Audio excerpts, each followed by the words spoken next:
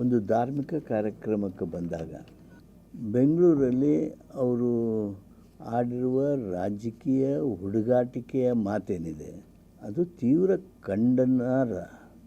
ನೀವು ಮತ್ತೊಂದು ಪಕ್ಷದ ಆಂತರಿಕ ವಿಷಯಗಳ ಬಗ್ಗೆ ನಿಮಗಿರುವಂಥ ಆಸಕ್ತಿ ಇದು ಪ್ರಧಾನಮಂತ್ರಿಗೆ ಇರಬೇಕಾದದ್ದಲ್ಲ.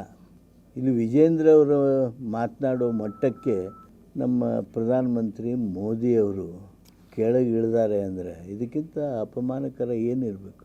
ವಿಜೇಂದ್ರ ಅವರು ಬಿ ಜೆ ಪಿಯ ರಾಜ್ಯಾಧ್ಯಕ್ಷರು, ಅವರು ಮಾತನಾಡಲಿ, ಅವರು ನಮ್ಮ ಅಭಿಪ್ರಾಯಗಳನ್ನು ಹೇಳಿ.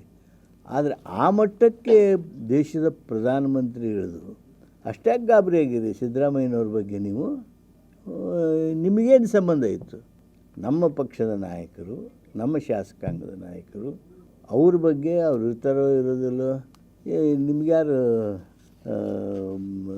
ಈಗ ಬದಲಾವಣೆ ಮಾಡ್ತೀವಿ ಅಂತ ಯಾರು ಹೇಳಿದ್ರು? ಈ ರೀತಿ ಲಘುವಾದ ಮಾತುಗಳ ಮೂಲಕ ದೇಶದ ಪ್ರಧಾನಮಂತ್ರಿ ತನ್ನ ಘನತೆ ಗಾಂಭೀರ್ಯತೆಯನ್ನು ಕಳ್ಕೊಳ್ತಾ ಇದ್ದಾರೆ. India is my motherland, Israel is my fatherland ಅಂತ ಹೇಳೋದ್ರ ಮೂಲಕ ದೇಶವನ್ನು ಅವಮಾನಕ್ಕೇನು ಈಡು ಮಾಡಿದರು. ಎಲ್ಲರೂ ಹಾಸ್ಯದಿಂದ ನೋಡುವಂಥದ್ದನ್ನು ಏನು ಮಾಡಿದರು, ಅದೇ ತೆರನಾಗಿ ಇವತ್ತು ಕರ್ನಾಟಕದ ರಾಜಕಾರಣದ ಬಗ್ಗೆ ಮಾತನಾಡುವಾಗ ಕರ್ನಾಟಕದ ನಾಯಕದ ಬಗ್ಗೆ ಮಾತನಾಡೋಕ್ಕೆ ಹೋಗ್ತಾ ಇದ್ದೀರಿ ಮೋದಿಯವರೇ.